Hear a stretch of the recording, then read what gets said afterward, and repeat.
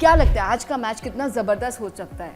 देखिए मैच बहुत ज़बरदस्त होगा। चेन्नई अपना पूरा जोर लगाएगी, लेकिन अभी देखो प्लेऑफ में तो नहीं जा सकते, 14 पॉइंट होंगे, बिल्कुल मैक्स टू मैक्स वहाँ तक जा सकते हैं। जीटी जरूर ये इंश्योर करना चाहेगी कि top of the table finish करे।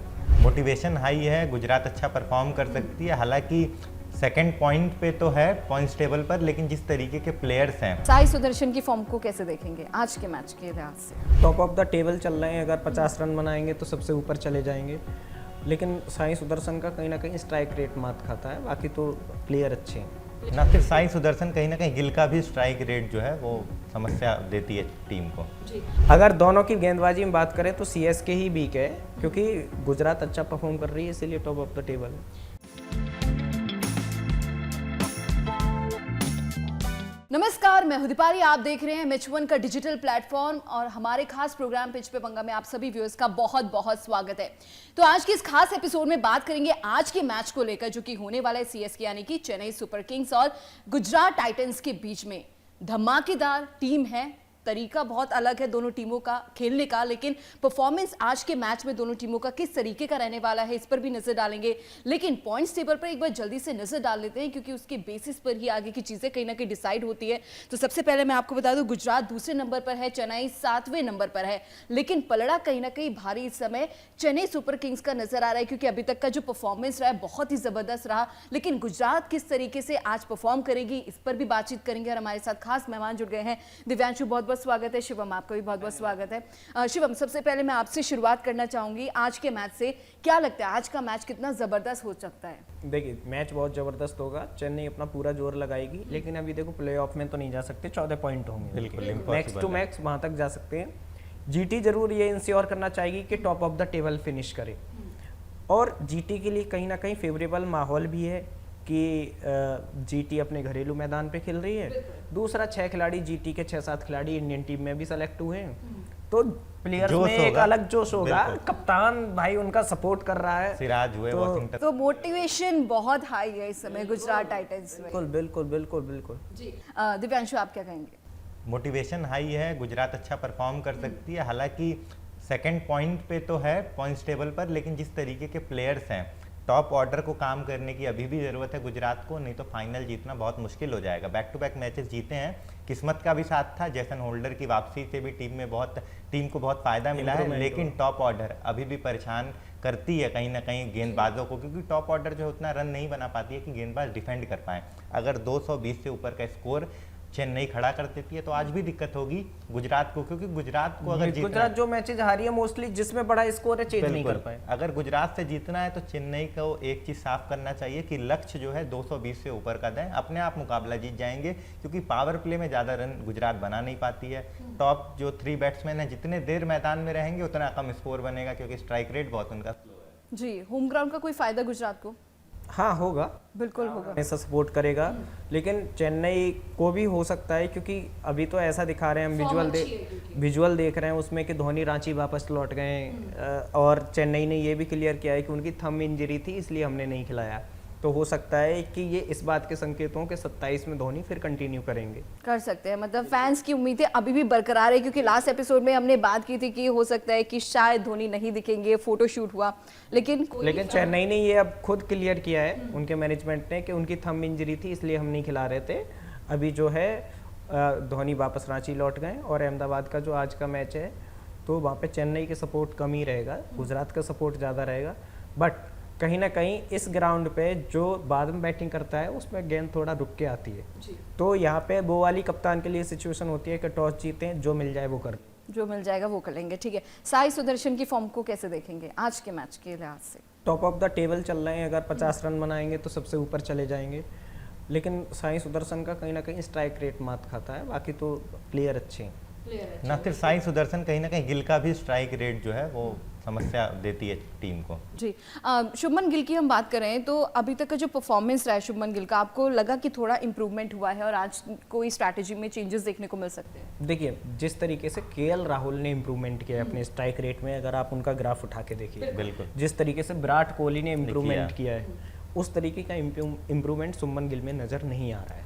ये क्लियर कट है। बल्कि मैं तो कहूँगा साई सुदर्शन के में डिक्लाइन हुआ है परफॉर्मेंस है। पिछले सीजन अच्छा परफॉर्म कर रहे थे, वो स्ट्राइक रेट बेहतर था, इस साल डिक्लाइन हुआ है उनका परफॉर्मेंस। लेकिन दिव्यांशु, आपको ऐसा क्यों लगता है कि कहाँ कमी रही होगी उनके परफॉर्मेंस जो है इतना डिक्लाइन हुआ है? हो सकता है कि भारतीय टीम में जिस तरीके से T20 वर्ल्ड का हिस्सा नहीं थे शुभमन गिल, तो एक दबाव रहता है कि मुझे T20 लीग में IPL में अच्छा परफॉर्म करना है, जल्दी विकेट नहीं गंवानी है, और ये मानसिकता कहीं ना कहीं जो है स्ट्राइक रेट जो है इसमें खराब हो जाती है। अच्छा, रबाडा और अंशुल कंबोज की बात करें, इस बार कौन असरदार रह सकता है सबसे ज्यादा? रबाडा ही रहे हैं, इसमें तो कोई डाउट नहीं है। बिल्कुल। Rabada top of the wicket table में भी चल रहे हैं, तो और रबाडा को मुझे नहीं पता कि टीमें क्यों उनको लॉस करती हैं। रबाडा ने जिस टीम के लिए भी खेला है वहाँ बढ़िया परफॉर्म किया, परफॉर्म चाहे किया। वो दिल्ली में थे बिल्कुल। या जिसके में थे। रबाडा जैसा गेंदबाज ना, वो बहुत अच्छे एकदम प्यारे से एक्शन के साथ आता है और 150 गेंद फेंक देता है, और ऐसा नहीं है कि उसके पास लाइन लेंथ नहीं हो, वो जहाँ चाहे वहाँ फेंक सकता है। तो ये होना अपने आप में बड़ी काबिलियत है, और रबाडा इसीलिए अच्छा परफॉर्म करते हैं। बिल्कुल बिल्कुल। पिच की अगर बात करें, नरेंद्र मोदी स्टेडियम में काफी सारे मैचेस इस पूरे IPL में खेले गए हैं, लेकिन इन दोनों टीमों को किस तरीके से देखा जाए दिव्यांशु?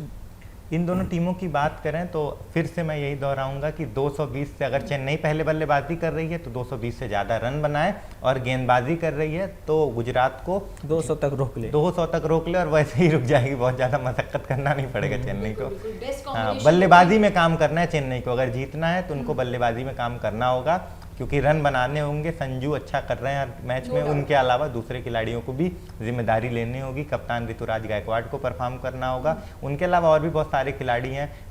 डेवाल्ड ब्रेविस नीचे परफॉर्म करते हैं, लेकिन मिडल ऑर्डर ये सीजन उन ब्रेविस का भी अच्छा नहीं रहा। मिडल ऑर्डर में थोड़ा समस्या रहती है, हालांकि उर्विल पटेल उन्होंने अच्छा परफॉर्म किया था। अब देखने लायक बात होगी कि मिडल ऑर्डर का क्या संतुलन रहता है, क्योंकि हर मैच में मिडल ऑर्डर का संतुलन कहीं ना कहीं चेन्नई में बिगड़ा रहता है। बिगड़ा बदल रहता है। देते हैं। लेकिन ओपनिंग की बात करें, ओपनिंग बैट्समैन कौन से हो सकते हैं आज? क्या थोड़ा चेंज हो सकता है इस बार? नहीं, सीक्वेंस में या वही ओपनिंग तो वही रहेंगे, संजू और Opening के ऋतुराज। वही रहेंगे। बिल्कुल, कोई बदलाव नहीं देखा जाएगा। ठीक है, बॉलिंग की अगर हम बात करें तो कौन सी टीम का सबसे ज्यादा वीक पॉइंट रहा है बॉलिंग में सबसे ज्यादा? अगर दोनों की गेंदबाजी में बात करें तो CSK ही वीक है, क्योंकि गुजरात अच्छा परफॉर्म कर रही है, इसीलिए टॉप ऑफ द टेबल है। एक्स फैक्टर कौन रह सकता है आज के मैच में?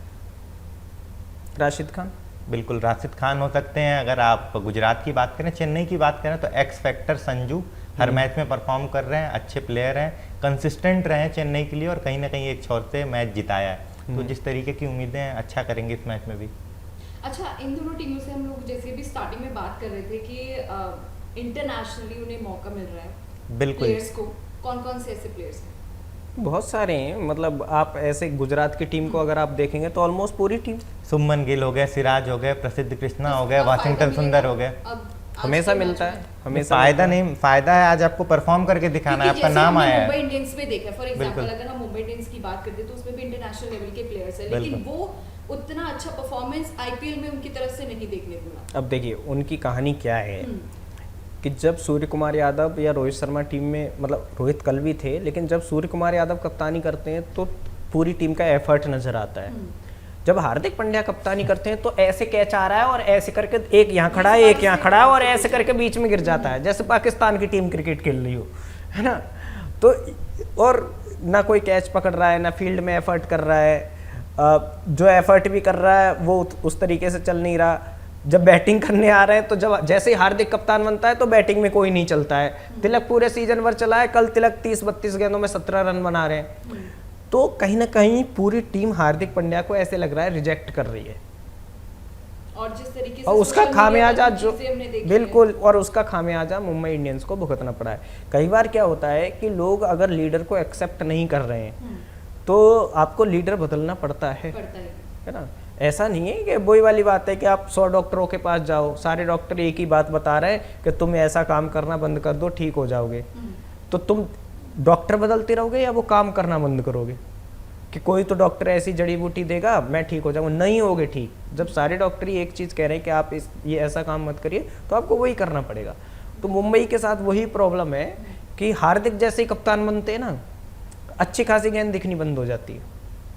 तो ये ऐसी प्रॉब्लम है कि कहीं ना कहीं MI को अभी भी सोच में होगी कि ये डिसीजन, बहुत आलोचनाएं हुई थी जब हार्दिक को कप्तान बनाया गया था और डिसीजन सही भी नहीं था। जीटी के लिए उन्होंने सीजन मुकाबला जिताया, ट्रॉफी दिलाई, लेकिन इसका ये मतलब नहीं है कि वो कप्तान बन सके, क्योंकि एक ऐसा खिलाड़ी जो डोमेस्टिक में कंसिस्टेंट नहीं है, टेस्ट मुकाबला नहीं खेलता है, बिल्कुल, तो उस पर भरोसा करना उतना उचित नहीं है। बिल्कुल। कल के मैच पर हम आ ही गए हैं, क्यों ना इसी पर अब कंटिन्यू करते हैं। कल का मैच किस तरीके का रहा? देखिए, कल का मैच जिस तरीके का भी रहा, मैं आपको मैं आपको एक चीज़ बताता हूँ। कल के मैच की जो सबसे अद्भुत बात थी वो बताता हूँ आपको। मनीष पांडे। हाँ, मनीष पांडे को last man of the match मिला था 2014 के फाइनल जिताने के लिए। कल वो मैन ऑफ द मैच थे। 2014 और 2026 में अंतर समझ रहे हो आप? 12 साल बाद जब हर्षा भोगले के सामने वो खड़े थे तो उन्होंने कहा कि डू यू रिमेंबर बैन बाज you got man of the match trophy या अवार्ड? तो उसने कहा कि नहीं सर, नहीं याद है ना। कहने का मतलब ये है कि उस समय रॉबिन उथप्पा, गौतम गंभीर दोनों जल्दी आउट हो गए थे। बंडायन मनीष पांडे आए और उन्होंने 94 रन का नॉक खेला और केकेआर को ट्रॉफी जिताई आईपीएल फाइनल में। मनीष पांडे इकलौते ऐसे खिलाड़ी हैं जिन्होंने, इकलौते तो नहीं कहेंगे, विराट कोहली भी उस सूची में है, जिन्होंने सारे आईपीएल सीजन के मुकाबले खेले और हर सीजन में मिनिमम एक मैच में वो ग्राउंड पर आए हैं खेलने as an batsman. Rohit Sharma, Virat Kohli के अलावा तीसरे ऐसे खिलाड़ी हैं। और मनीष पांडे जो 2008 में दिखते थे जी, वही 2026 में दिख रहे उनका कैच हम नहीं भूल सकते, 2 दिन पहले कोई डिफरेंस नहीं। पिछले मैच में उन्होंने क्या कमाल का लेफ्ट हैंडेड कैच पकड़ा जो उनका हैंड है भी नहीं, उससे एकदम ड्राइव मारते हुए विराट कोहली का ऐसे मुंह तपाक रह गया था और फिर जाके कोहली गले मिले उसके। कहने का मतलब ये है कि वो व्यक्ति ने बहुत चीज़ें उसके पास हो सकती थी, बहुत कुछ मिल सकता था, बट उसे मिला नहीं। कई बार चांसेस नहीं मिले, कई बार चांस मिले तो वो भुना नहीं पाए, कई बार ऐसी स्थिति रही कि चांस मिला तो मैच की सिचुएशन ऐसी थी कि उनको बैटिंग ही नहीं मिली। लेकिन कल के मैच में देखा होगा 12 साल का जो स्ट्रगल उनका रहा है और एक वो स्माइल, वो प्राउड मोमेंट जब उनको मैन ऑफ द मैच का खिताब मिला, तो उनका चेहरा मतलब देखने लायक हो गया, जाहिर सी बात। नहीं, थोड़ा सा ये भी आता है कि मैं अभी भी कर सकता हूँ।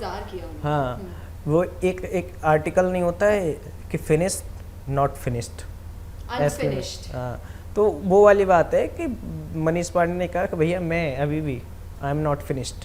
तो मतलब यहाँ पर ये डायलॉग हम कह सकते हैं शाहरुख खान का है कि पिक्चर अभी बाकी है। पिक्चर अभी बाकी है दोस्त, अभी तो बहुत लंबी जर्नी बाकी है। अच्छा, मीम्स की भी आप बात कर रहे थे, इस शो से पहले हम लोग बातचीत कर रहे थे, किस तरह की मीम्स आपने देखे दिव्यांशु? मीम्स जो चल रहे हैं, दिव्यांशु मेरी बात से एग्री करेंगे, बिल्कुल मीम्स चल रहे हैं बांग्लादेश और पाकिस्तान के। कंगालू भिखारिस्तान को जो पेल रहे हैं लिटन दास उनके कैप्टन है, तो मोहम्मद रिजवान ना ऐसे हाथ करके सामने कहते हैं कि भाई रुक जा, सामने कुछ है। तो कह रहे क्या है, एक्टिंग क्यों कर रहा है, बैटिंग करना। तो कहते हैं तू एम्पायर है, कि मैं एम्पायर नहीं हूँ लेकिन सामने तो कुछ नहीं है, गेंदबाजी नहीं तेरे से खेली जा रही है ना।